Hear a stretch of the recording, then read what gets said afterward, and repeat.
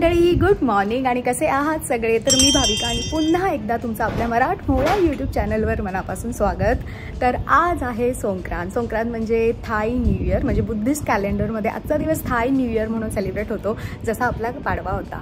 So आम्ही खूप excited आहोत आणि माझ्या कपड्यांवरून तुम्हाला वाटलं असेल की मी जाते कुठे। तर थाई न्यू इयरचा ना एक कॉन्सेप्ट असते, ती म्हणजे होळीसारखं खेळतात। जसं आपण कलरने पाण्याने खेळतो तसे इकडे बर्फाच्या पाण्याने खेळलं जातं आणि इकडे असे फ्लोरल प्रिंटचे कपडे घातले जातात ह्या दिवशी। त्यामुळे मी एकदम असं फ्लोरल श्रग घातलेला आहे, अशा माळा बिळा घातलेल्या आहेत आणि निनाद आता रेडी होतोय आणि खूप धमाल येणार आहे। सगळीजण ऑलरेडी पोहोचली आहेत। आम्ही ना इथे खावसान रोड म्हणून आहे एक जागा तिथे, आणि तिथे अशा मस्त मस्त पार्टीज होतात। तो सगळीजण आम्ही आता तिथे जात आहोत आणि इथे ना वॉटर फाईट्स होतात पिचकारीने, म्हणजे एकमेकांवर पिचकाऱ्या पाणी भरून मारायच्या असतात आणि तिकडे पाणी विकत मिळतं, बर्फाचं पाणी।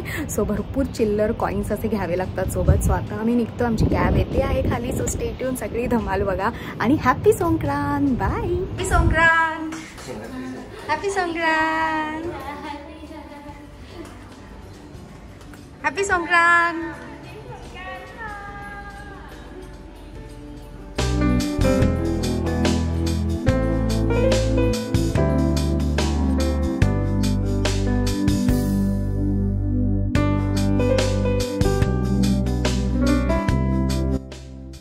तर मग आम्ही पोहोचलो खावसान रोडला आणि बघा सगळ्यांच्या हातात केवढ्या मोठमोठ्या पिचकाऱ्या होत्या। म्हणजे आमच्यासाठी नवीनच होतं, कारण गेल्या वर्षी आम्ही बँकॉकमध्ये नव्हतो, बाहेर फिरायला गेलो होतो यावेळेस। कारण यावेळेस ना खूप मोठा वेकेशन असतो, 4-5 दिवस सुट्टी असते, त्यामुळे आमचं मिस झालं होतं गेल्या वर्षी। सो म्हटलं की चला ह्यावर्षी आपण छान संक्रांत सेलिब्रेट करू आणि म्हटलं की पिचकारीसुद्धा घेऊ। आणि इथे वेगवेगळ्या प्रकारच्या पिचकाऱ्या होत्या। अराऊंड आम्ही जी ही पिचकारी बघत होतो ती ना 900 बातची होती, म्हणजे 2000 रुपये। म्हणजे आधी खूप स्वस्त असतील मे बी, त्या दिवशी त्या खूप महाग झाल्या असतील। मग शेवटी आम्ही एक पिचकारी घेतलीच।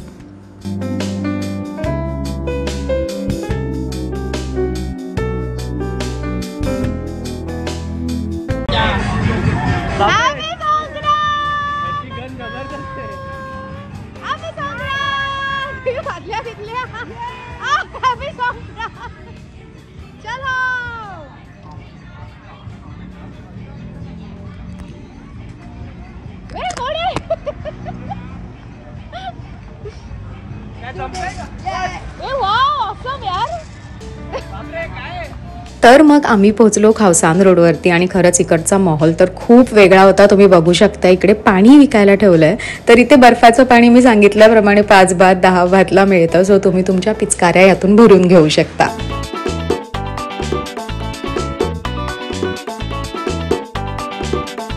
तर मी तुम्हाला सांगितल्याप्रमाणे संक्रांत हा एक थाय नववर्ष महोत्सव आहे। तर थाय नववर्षाचा दिवस हा दरवर्षी 13 एप्रिलला असतो, परंतु सुट्टीचा काळ मात्र 14-15 एप्रिलपर्यंत चालू असतो। तर मग संक्रांत हा शब्द संक्रांत या शब्दापासून आलेला आहे, ज्याचा शब्दशः अर्थ म्हणजे परिवर्तन किंवा बदल।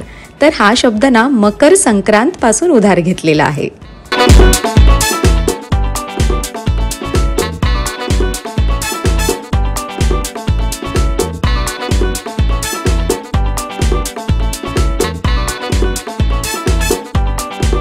तर मग तुम्ही बघताय की आम्ही केवढी धमाल करतोय आणि पहिल्यांदाच मी असं बघितलं की कुठे नवीन वर्ष एवढ्या वेगळ्या पद्धतीने साजरं केलं जातं।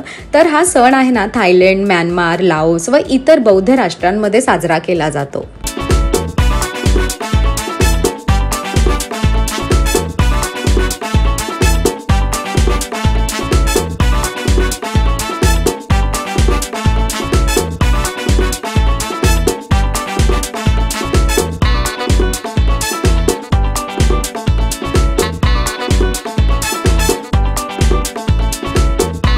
तर मग तुम्ही बघू शकताय अगदी मोठ्यांपासून लहानांपर्यंत हा सण खूप जल्लोषात साजरा केला जातो।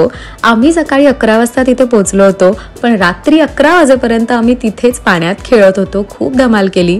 तर ह्या सणाला ना जगातील सगळ्यात मोठं वॉटर फाईट सुद्धा म्हणतात, कारण थायलंडचे सगळे रस्ते, सगळ्या गल्ल्या ह्या युद्ध मैदानात रूपांतर झालेलं असतं त्या दिवशी खरंच। पण हे युद्ध असतं पाण्याचं आणि खूप फन मस्ती चालू असते तिकडे।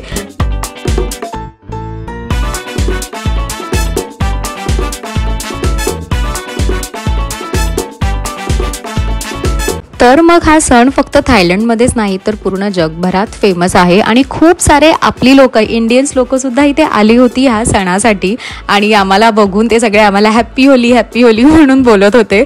खूप धमाल केली आम्ही त्यांच्यासोबत पण. तर एकमेकांच्या अंगावर पाणी टाकल्याने पाप धुतलं जातं असं इकडच्या लोकांचं मानणं आहे.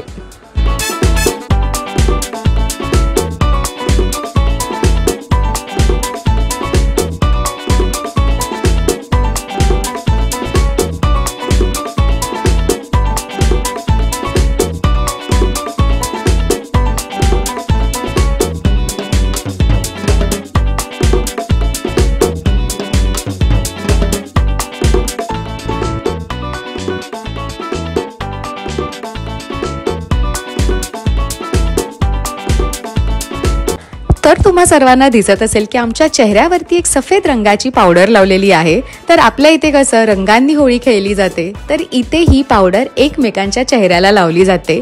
याला ना दिन सौर पॉंग असे म्हणतात. आय डोंट नो मी नीट प्रोनाऊन्स करते की नाही, पण सोप्या भाषेत सांगायचं म्हणजे नैसर्गिकरित्या बनवलेली टॅल्कन पावडर.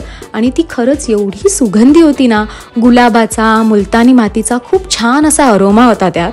आणि त्याचे ना छोटे छोटे क्यूब्स होते, ते पाण्यात मिक्स करून ते सगळे एकमेकांच्या चेहऱ्याला लावत होते.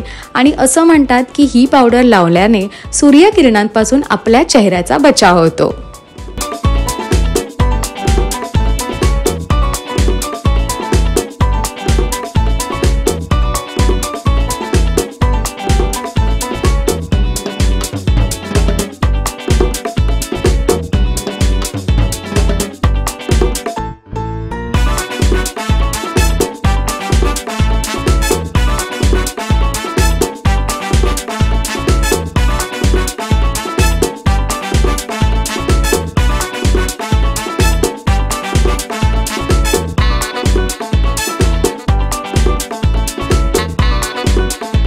तर मग संध्याकाळी 6-7च्या दरम्यान आम्ही घरी जायला निघालो. पण वाटेत एकीकडे चालू होती ही फोम पार्टी. मग काय आम्ही तिथे सुद्धा घुसलो आणि खरंच इथे सगळ्यात जास्त मजा केली असं वाटलं आम्हाला.